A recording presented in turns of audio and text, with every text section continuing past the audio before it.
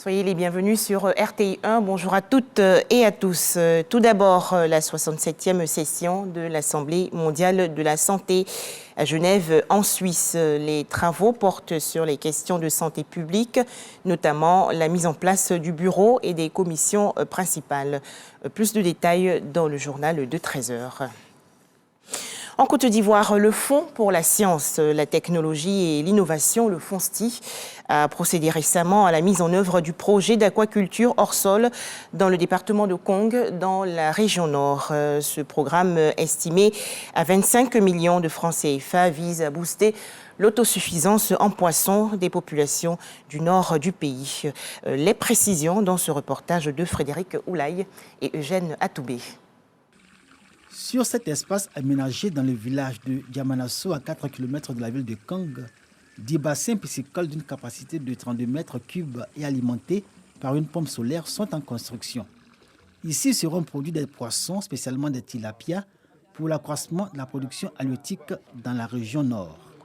L'initiative est portée par le projet d'aquaculture hors sol à pompage solaire, une opportunité pour les populations. Quand je vois la quantité de produits halieutiques qui arrivent d'Abidjan congelés et qu'à partir de ces étangs, nous allons avoir du poisson frais.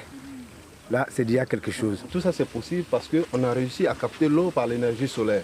Nous avons une pompe solaire qui est derrière nous, juste derrière nous.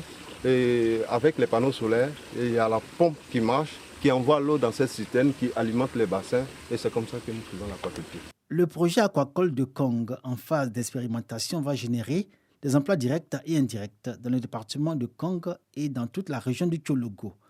Financé par le FONSTI, Fonds pour la science, la technologie et l'innovation à hauteur de 25 millions de francs CFA, ce projet va durer 15 mois.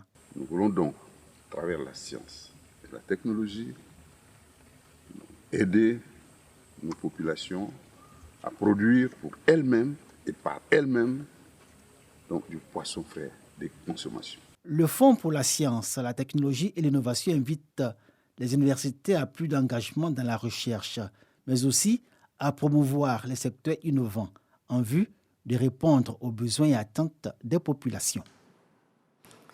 En images, les activités du ministère de la Construction, du Logement et de l'Urbanisme. Des équipes rencontrent et sensibilisent les populations à l'importance du cadre de vie. Cette campagne vise à expliquer la politique d'urbanisation adoptée par le pays.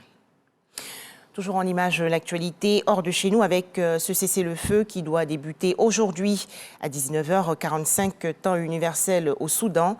Il s'agit d'une trêve signée pour la première fois sur papier. Un drame dans la région centre du Guyana. Plusieurs enfants sont morts dans l'incendie d'un dortoir d'une école. La guerre russo-ukrainienne, la centrale nucléaire de Zaporizhia, occupée par l'armée russe dans le sud de l'Ukraine, a été à nouveau coupée du réseau électrique ukrainien. Selon les responsables ukrainiens, c'est un incident potentiellement dangereux et devenu fréquent avec les bombardements liés au combat. Enfin, sport, football, la Confédération africaine de football, la CAF, a dévoilé le nouveau système de qualification des sélections africaines pour la Coupe du Monde édition 2026. Celle-ci va accueillir 48 équipes et 9 d'entre elles seront africaines. Voilà, merci de nous avoir suivis à 13 h, le journal de la mi-journée de RTI 1.